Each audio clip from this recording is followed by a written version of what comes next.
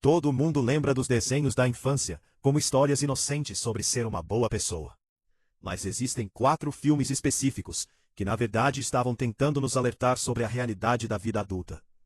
Eles descreveram exatamente o cansaço que enfrentaríamos quando crescêssemos, escondendo a mensagem dentro de personagens que deveríamos apenas achar engraçados, para que a lição chegasse de forma suave. Precisamos voltar e prestar atenção no que realmente estava acontecendo nesses filmes. Lembre-se de como era. Provavelmente você estava sentado no tapete da sala, comendo cereal, assistindo esses filmes, em uma fita VHS pesada de plástico. Por baixo das cores vivas e dos produtos que vendiam, os roteiristas estavam preparando a gente, de forma discreta, para um mundo que exigiria 4 rendições muito específicas.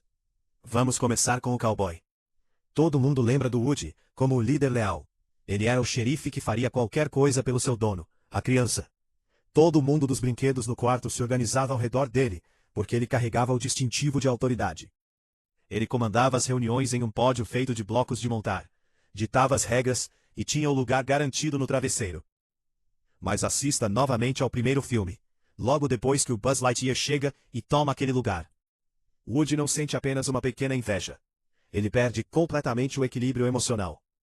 Observe o rosto de plástico dele, quando percebe que sua autoridade desapareceu, no momento em que o Andy parou de olhar para ele. Esse pânico é o coração da história.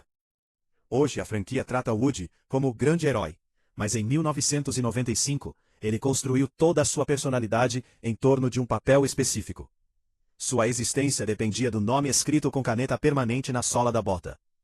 Se o Andy não estivesse validando ele o tempo todo, se ele virasse apenas mais um brinquedo comum na caixa, Woody não tinha nenhuma base interna para se apoiar.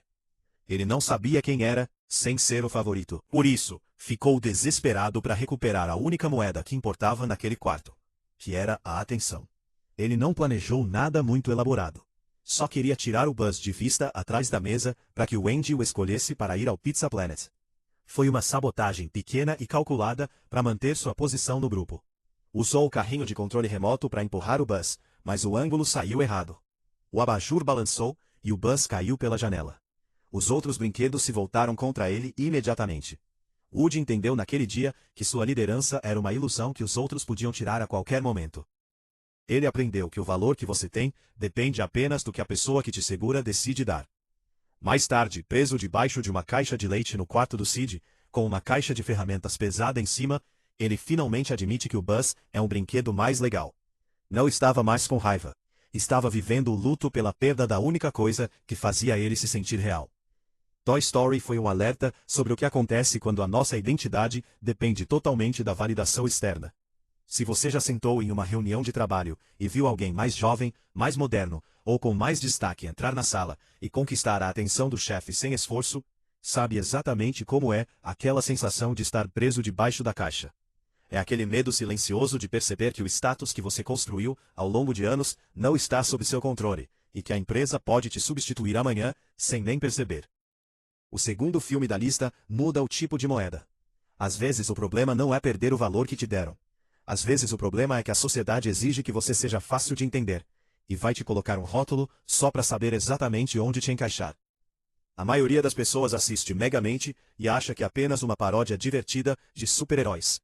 Ele é o alienígena azul desajeitado que sempre perde.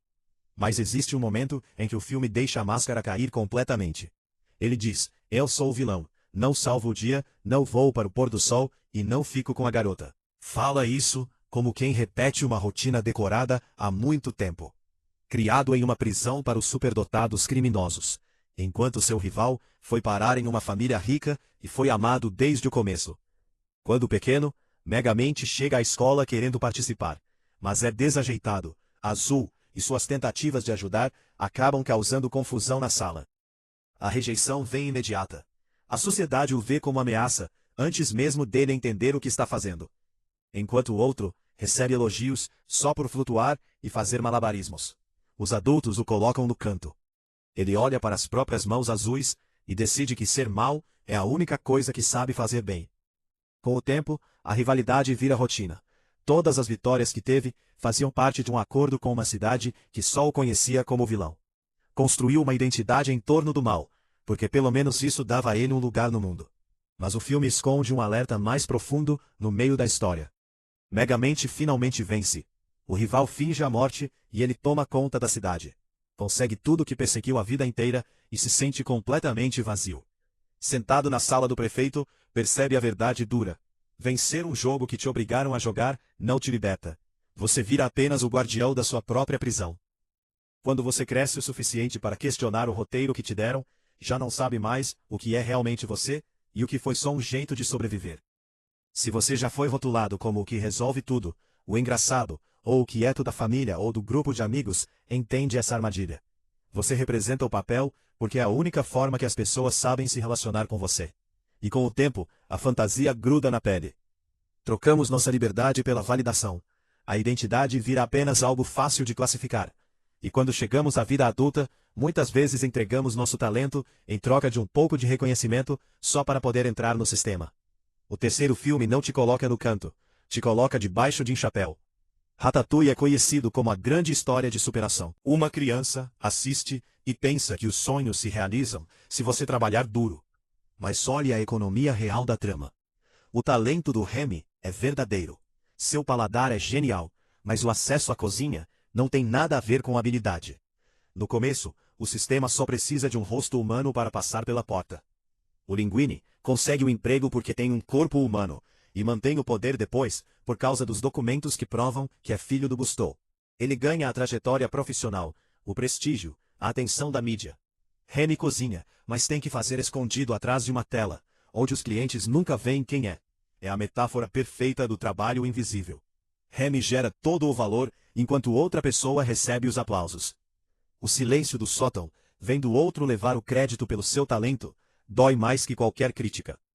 Quando Linguini tenta fazer o certo e conta a verdade para a equipe, eles não duvidam, mas olham para o rato com nojo da realidade. Jogam os aventais no chão e saem. O sistema rejeita o que foge do padrão, porque as pessoas preferem a mentira confortável à verdade incômoda. A Colette precisa ler o lema do Gusteau em uma placa para juntar coragem e arriscar a carreira. O crítico Ego construiu a vida dando veredictos duros que fechavam restaurantes. Depois de provar a comida feita pelo rato, ele entende o significado real de que qualquer um pode cozinhar. Escreve a verdade e perde o emprego e a credibilidade. Remy ganha um pequeno restaurante onde pode aparecer, mas todos que aceitaram isso pagaram um preço alto. Muita gente escolhe o caminho mais fácil, como quase fez o Linguini. Pega o crédito, mantém o talento escondido e vai para casa. Ratatouille alerta sobre o custo real de pertencer, quando o mundo profissional não foi feito pensando em você. Se você já montou uma apresentação inteira, que o gerente apresentou como se fosse dele, sabe como é ficar em silêncio, no fundo da sala, vendo outro receber promoção, pelo esforço que você fez sozinho. E se quiser ver o que acontece quando uma sociedade inteira aceita essa troca sem questionar, observe o navio que mostra o que ocorre quando paramos de lutar. Muitos achavam que Wall-E era só uma história romântica de robôs com mensagem ambiental. Pensávamos que era sobre reciclagem. Revendo hoje, com tudo que vivemos desde então, reconhecemos o presente que criamos. O sistema que falhou foi vendido como conforto de luxo dentro da própria falha. O piloto automático segue uma ordem antiga para não voltar à Terra. Essa única decisão controla tudo por 700 anos. Os passageiros flutuam em cadeiras, olham telas holográficas e tomam refeições em copos de plástico. Não são pessoas ruins. São vítimas de séculos de facilidade, sem esforço. Ficar em pé vira um ato de luta para o capitão, que precisa pesquisar o que é a Terra no banco de dados do navio. Ninguém escolheu ativamente tornar os netos imóveis. Foram pequenas escolhas diárias de conforto ao longo de gerações. As distopias chegam como algo comum, como sistemas que te beneficiam o suficiente para fazer a resistência parecer um sacrifício desnecessário. Wall-E empilha lixo sem plateia e sem recompensa. Essa é a única alternativa que o filme oferece às cadeiras flutuantes. Se você já escolheu o algoritmo, em vez de conversar, pediu comida na tela para não falar com ninguém, ou deixou o vídeo rodar por horas, porque desligar exigia uma decisão, você já está nesse navio. E é aqui que para de ser apenas desenho. Todos esses filmes mostram a mesma realidade. Com 8 anos, sentado no tapete com o cereal, você não entendia o peso daquilo. Hoje entende. Reconhece o pânico de precisar ser escolhido. O cansaço de representar o personagem que a família espera. o ressentimento silencioso do trabalho invisível e o peso sedutor das cadeiras flutuantes no fim de um dia longo. Esses filmes não eram sutis. Só não tínhamos vivido o suficiente para reconhecer o mundo que descreviam. Eles foram escritos por adultos que confessavam suas próprias lutas. Eles falavam com a parte de você que aprendeu a se manter pequeno para caber nos espaços disponíveis, que trocou a escolha real pela aprovação corporativa. Continuamos seguindo em frente simplesmente porque parar era mais difícil. Admitir que passamos anos correndo atrás de um reconhecimento que nunca foi verdadeiro doía demais. Então seguimos otimizando terça-feira após terça-feira, para a aprovação alheia, até os anos se misturarem e nem lembrarmos mais por que começamos a correr na esteira. Um alerta só importa se interrompe o padrão. No terceiro Toy Story, quando os brinquedos deslizam para o incinerador, eles param de lutar, dão as mãos e aceitam o fim da performance. Megamente abandona a roupa de vilão e sai para a luz como ele mesmo. Remy para de se esconder. O capitão desliga a tela, levanta da cadeira e anda com os próprios pés. Esse padrão vem de gente que viveu o esgotamento e conhecia o fim da linha por dentro. Lembro de estar no carro depois de uma reunião, motor desligado, parado por uns 20 minutos sem conseguir entrar em casa. O ar estava frio, havia um copo de café velho no suporte. Eu pensava nos últimos meses acordando cedo para checar e-mail antes do chefe. Percebi que não sabia mais se fazia aquilo por querer ser bom no trabalho, ou porque me disseram tantas vezes que deveria querer, que a diferença deixou de importar. Não tive uma grande revelação. Só senti frio. Peguei as chaves e entrei. Não sei. Talvez a lição seja que se sentir visto não basta. Tem que fazer você parar. Notar que está atualizando a mesma página há 20 minutos, esperando alguém dizer que você existe. Os personagens receberam o alerta tarde demais. O sistema já estava montado. Mas você está recebendo agora, enquanto ainda está dentro dele. O capitão precisou lutar contra o piloto automático só para ficar em pé. Você ainda não precisa.